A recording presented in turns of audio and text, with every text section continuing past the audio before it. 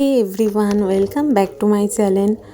তো আজ ছিল 25শে বৈশাখ। 25শে বৈশাখ সারাদিন আমি কি করলাম সেইটাই তোমাদের সাথে আমি শেয়ার করছি। তো ফার্স্টে বোনটা চলে এসেছিলো, পাশেই থাকে, ও হলো স্কুলের প্রোগ্রামে নাচবে, ওই কারণে এসেছিলো সারার জন্য।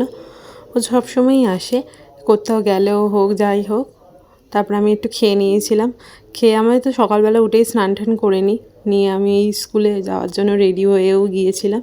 জাস্ট একটু কাজল আর লিপস্টিক। তারপর রবীন্দ্রনাথ ঠাকুর 1861 খ্রিস্টাব্দে 7 মে কলকাতা জোড়াসাঁকোর বিখ্যাত ঠাকুর পরিবারে জন্মগ্রহণ করেন। তার পিতার নাম মহর্ষি দেবেন্দ্রনাথ ঠাকুর এবং তার মাতা। স্কুলে যাওয়ার পর তো আর কোনো ভিডিও নেওয়া হয়নি, কারণ আমরা খুব তাড়ার মধ্যে ছিলাম। গিয়ে চুলে খোপা টোপা, মানে আমার মাথায় একটুখানি খোপায় ফুল টুল লাগিয়ে দিয়েছিলো, মানে সবার লাগানো হয়ে গিয়েছিলো, আমার দেরি হয়ে গিয়েছিলো বলে। আর তারপরে ওই ফার্স্টে ওই বাচ্চাটাই হলো, যে ছেলেটা ছিল ও হলো বক্তৃতা দিয়েছিল রবীন্দ্রনাথ সম্পর্কে। এরা কেউই নাচ শেখে না বা কেউ নাচতে যায় না, এরকম কেউই নেই। ওরা 2-3 দিনের 4 দিন লেগেছিল ওদের এই নাচটা তুলতে। তো একটা দিদিই তুলে দিয়েছিল, আমাদের স্কুলের আর একটা দিদি দিয়ে। ওরা খুব সুন্দরই নেচেছিল, সবাইকেও মানে ভুলে যায়নি। তা প্রত্যেকটা বাচ্চাই খুব সুন্দর নেচেছিল। এটা ক্লাস 1-এর বাচ্চারা নেচেছিল।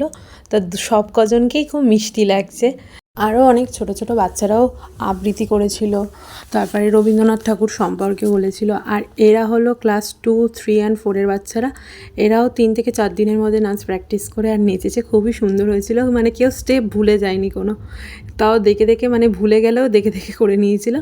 আর এই মেয়েটা খুব সুন্দর গান করে, গান শেখে অ্যাকচুয়ালি। আগের বছরও গান করেছিল, এবারেও গান করেছে। তারপরে আমাদেরও গান ছিল, আগেরবারে আমরা নেচেছিলাম, এবারে নাচিনি, এত গরম পড়েছিল যেহেতু।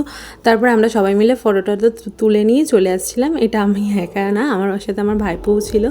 ও একটু বদমাইশি করছিলো, তো আমি একা একা, তো ওই জন্য ভিডিও করে করে যাচ্ছিলাম।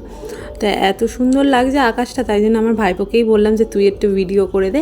তো আকাশটা এতটাই সুন্দর লাগছে, তো ও ভিডিও করে দিয়েছিলো। তো আমি তো ফ্রি থাকি না, বাড়িতে এসেও কাজ চলে এসেছিলো, তো কাজ করছিলাম। 1:30-2 বেজে গিয়েছিলো। আমি এসে আবার খেতে বসে গেছিলাম। খাওয়ার মধ্যে অর্ধেক খাওয়া হয়ে গেছে। তারপর মনে হচ্ছিলো যে আজকে তো আমি সারাদিনের ব্লগ দিচ্ছি। তো শাক দিয়ে খাওয়া হয়ে গেছিলো। তারপরে ছিল এঁচোড়, চাটনি আর ডাল, আর মাছের ওপরে পাবদা মাছ ছিল। আমি মাছ খাই না। তারপরে আবার একটু রেস্ট নেওয়ার পরে আমি আবার পড়াতে বসে যাই। তখন 4:05 বেজে গিয়েছিলো। তা পড়িয়ে উঠেও আমার অনেক কাজ ছিল। একটা ক্লায়েন্ট আসার ছিল, তো আরেক জায়গায় বেরানোরও ছিল। কালকে একটা যেহেতু অনুষ্ঠান বাড়ি আছে, গিফট কিনতে যাবো বলে, তা বলে কি একটু ঢং করবো না? তাও যাই হোক, ক্লান্ত চোখেই আমি একটুখানি স্টাইল দেখিয়ে নিচ্ছিলাম। তো আমি এমনি সময় যাই না, আমার বাবা মাই গিফট কিনতে যায়। তো ওদের সাথে আমার একটা দরকার ছিল যেহেতু, ওই কারণেই আমি গিয়েছিলাম। তো আমি বাবা আর মা ছিলাম না, আমার ভাইপোও ছিল সামনে। আমরা 4 জনেই একটা বাইকে চলে গিয়েছিলাম। তো চাম্পাটিতে যাওয়া হয়েছিল। তারপর আমার এখানে দরকার ছিল বলেই আমি এখানে এসেছিলাম আমার একটা কাজের জন্য। তারপর ওরা আমার জন্য আর দাঁড়াতে পারেনি বা ঘুরতে পারেনি, আমার ক্লায়েন্ট ছিল আসার। তো এখানে একটা নতুন বিরিয়ানি দোকান খুলেছে, দ্য মুঘল দরবার। তো এখান থেকে আবার 2 প্লেট বিরিয়ানি নিয়ে বাড়ি চলে এসেছিলাম। তো বাড়িতে এসে কাজ ছিল যেহেতু, ওই জন্য চলে এসেছিলাম। তো বাড়িতে এসে দেখলাম এত বেশি নিচ্ছি একটা লিচি ড্রিঙ্ক দেওয়ার জন্য। তো খেয়ে নিয়েছিলাম।